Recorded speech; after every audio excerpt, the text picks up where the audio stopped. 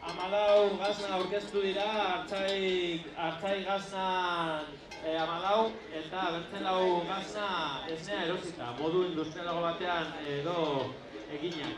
Eta parte hartzeko lehiaketa horretan, erramezale herrikoia izango da, hartu behar tiket bat, eta gazna guztiek probatzeko aukera izango da, eta bozkatzeko bi kategoriatan. Lehenbiziko kategoria izango da Artzai gazna, hau da, Artzainek berek beren esnearekin indako gazna, eta bigarren kategoria gaznategikoak, esnea erositako gaznategikoek indakoak. Decía que antes de empezar, un pequeño aviso, a las 12 en la zona gastronómica va a comenzar el concurso de queso de oveja lacha. Este concurso va a ser popular, toda persona que quiera participar tiene que coger un ticket y con ese ticket podrá...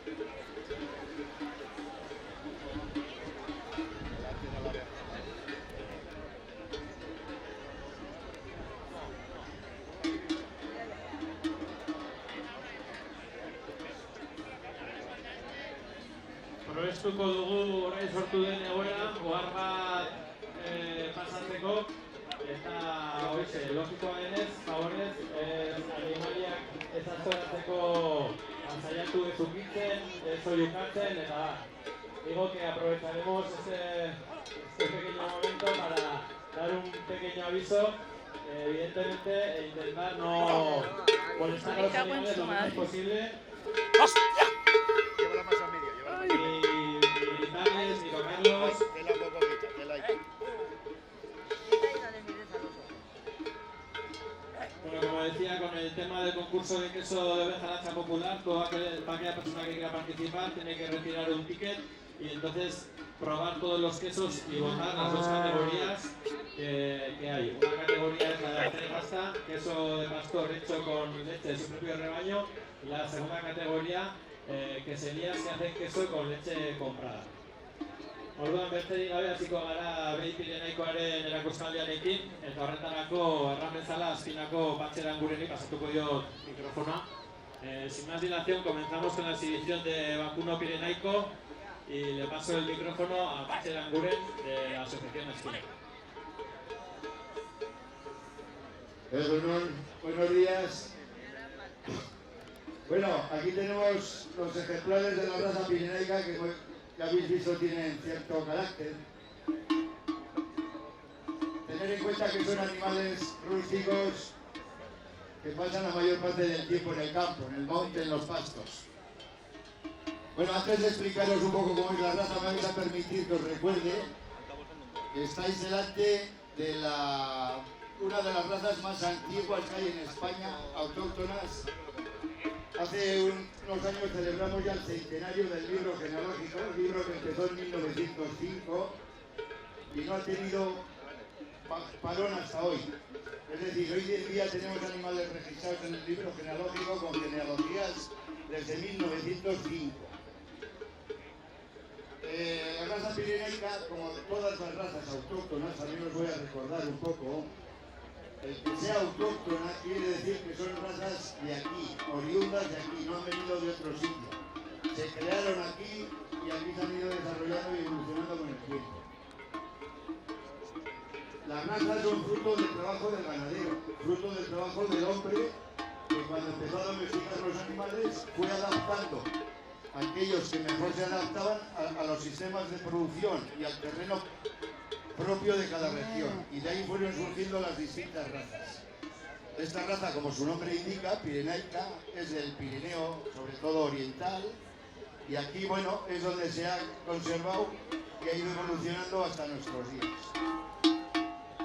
A mitades del siglo pasado, en los años 50 o 60, estuvo a punto de desaparecer por la introducción de la mecanización en el campo, por la introducción de otras razas que venían de fuera más productoras, como el tema de la frisona en leche, por ejemplo, y se fue relegando esta raza a los montes, sobre todo del Valle de Aezcua, algo de Baztán, Erro.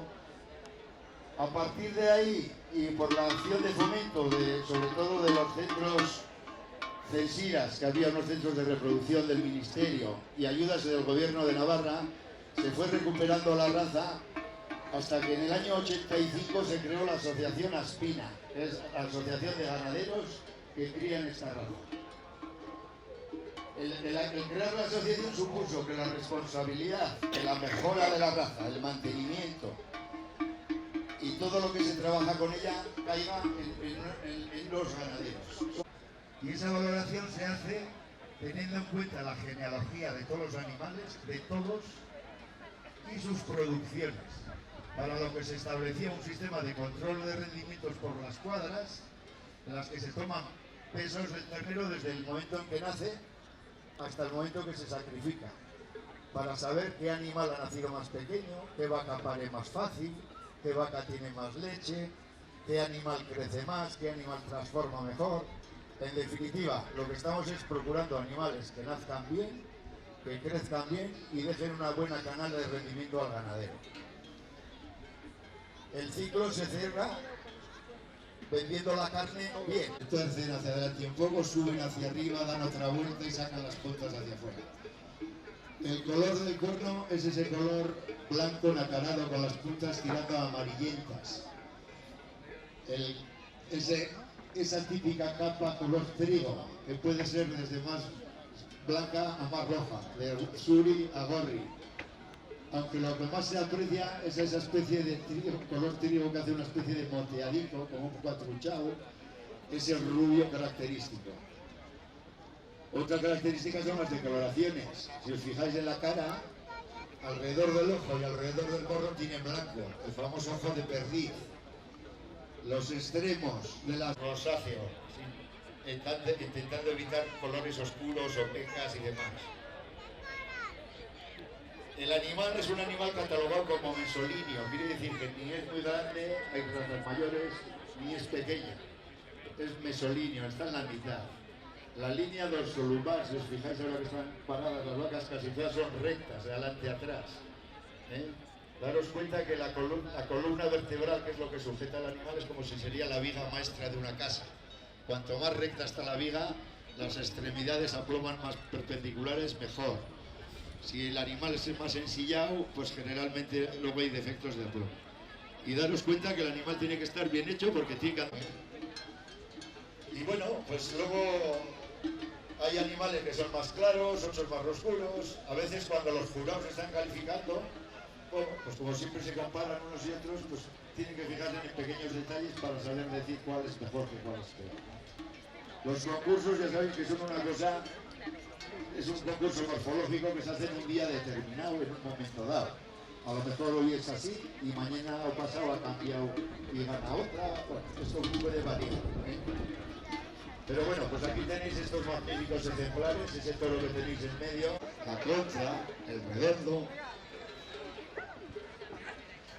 A ver, vamos a ver si se tranquiliza. Carlos, igual es mejor que la llevéis a la cuerda, ¿o qué?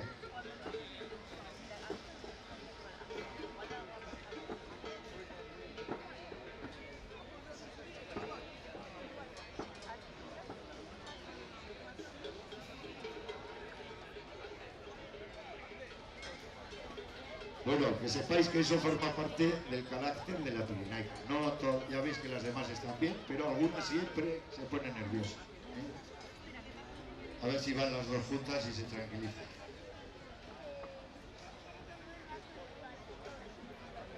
Bueno, pues como os iba diciendo, en las nalgas autóctonas en general son las vacas que están pastando y manteniendo el paisaje de los montes de Navarra que tanto visitáis. Si no hubiera ganaderos en los pueblos, si no hubiera ganado autóctono pastando en las sierras, en los puertos, pues estaría los montes y el paisaje que cuando consumís carne de Navarra, ternera de Navarra, pirenaico, estáis con ello ayudando a mantener vivos los pueblos y a mantener el medio ambiente y el agrosistema como lo hemos conocido. y un poco de obligación tendremos de dejar a las futuras generaciones algo de eso que hemos heredado. Bueno, tengo aquí a mi izquierda a uno de los ganaderos de esas asociaciones que os he comentado. En este caso es Manuel José Roira, presidente de la Asociación de Cantabria, que con un ganadero de allí han venido a hacernos de jurado en el concurso de estas vacas. Le voy a pasar el micro y que os comente un poco qué le ha parecido el que ha ganado esta primera feria de razas autóctonas en Pamplona y su impresión. Buenos días. La raza Pachi, y estoy totalmente de acuerdo con él, que es una raza rústica y una raza por la que tenemos que apostar en todas las comunidades autónomas de la provincia cantábrica para mantener el medio rural y un mejor ecologismo que tener los animales conservando nuestros montes, nuestras praderas y apostando por que no haya incendios y porque un sector primario que nos da de comer siga viviendo. En segundo lugar, mis felicitaciones, por supuesto, son para los ganaderos que han venido aquí a participar a este primer evento en Pamplona, porque venir aquí supone un gran esfuerzo, supone preparar los animales, supone dejar muchas cosas en casa sin hacer. Entonces, yo creo que son los ganaderos protagonistas de estos eventos. Y lo de hacer un evento como este en Pamplona, con una aportación de 15 16 ganaderías, 90 animales, y acercar al medio urbano, digamos, llamemos a Pamplona al medio urbano, la vivencia y el día a día del sector primario para estas nuevas generaciones que vienen por detrás y ya no descienden directamente de los pueblos y que no tienen ocasión de ver esto, me parece que es una oportunidad para aprovechar y para agradecer, para que os animéis a que el año que viene Pamplona crezca en ganadería, Pamplona crezca en exposiciones y que los ganaderos, por supuesto, sigan apostando por venir a Pamplona independientemente de que hayamos hecho un concurso y unas queden mejor o peor clasificadas, porque es muy... ¿Qué día nació? ¿Qué padre? ¿Qué madre? Y eso nos dirá que realmente es de la raza autóctona. También nos ayudará a la hora de la raza, pues, que no haya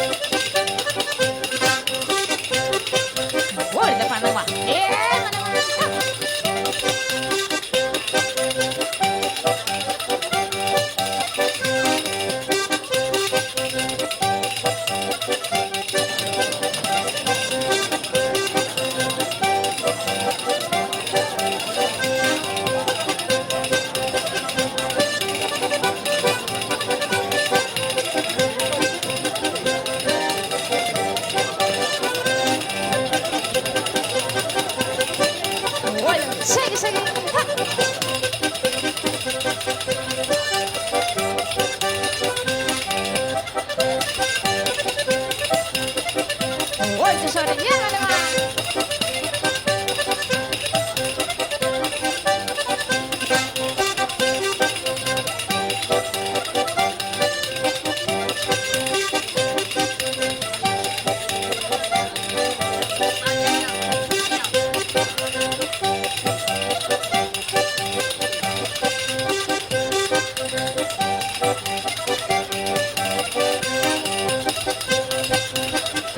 Llévale, burra, alza.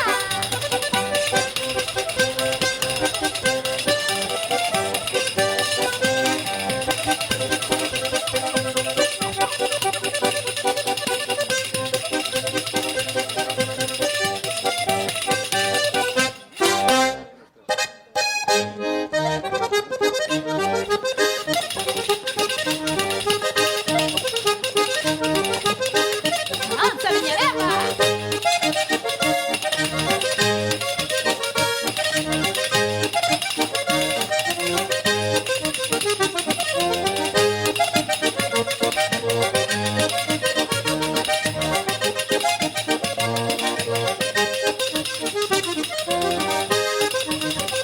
Óyale, aire.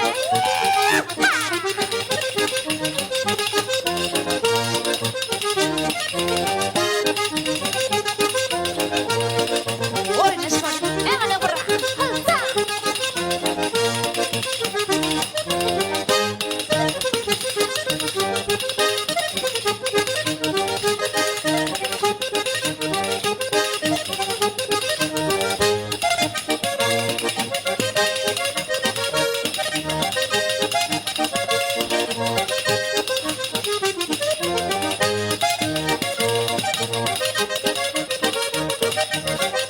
Seguí, seguí, alza.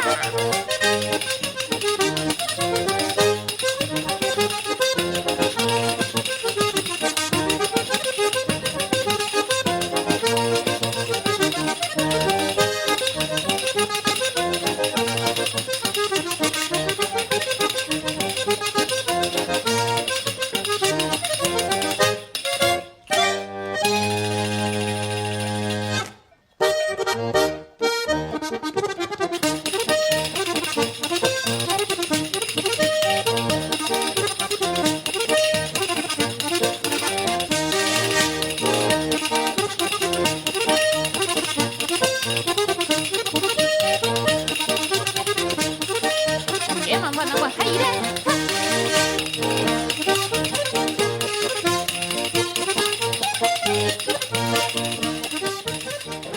Bueno, ja bukaera iritsi da, hemen gaude, ja bazkal ordua da, eta hemen dago bazkaltzeko lekua bete-bete eta taloak, hamburguesak, lekuko fritoak, bueno, hemen dago dena beteta.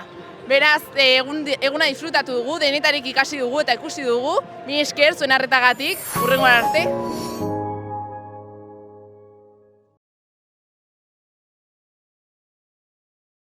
Kaikuren ustez, behiak gure larreetako belarrez elikatzea da ekoizpen arduratsua, eta horrela gure ingurua ezagutzen dugun moduan zaintzea. Esnea egunero jasotzea freskotasunari eusteko, eta abeltzain guztiei laguntza bera ematea. Horregatik, kalitate handia eta zaporea du Kaiku esneak. Kaiku kilometro zero, ekoizpen arduratsuko esnea. Arizkungo ordoki poligonoan Baztandarra kooperatiba, gasolindegi zerbitzua A eta B gasoila. Nekazal produktuak erosteko denda. Burdindegia lanerako arropa zein oinetakoak. Herramientak, konserbak, ardoa, gasna. Animaliendako botikak.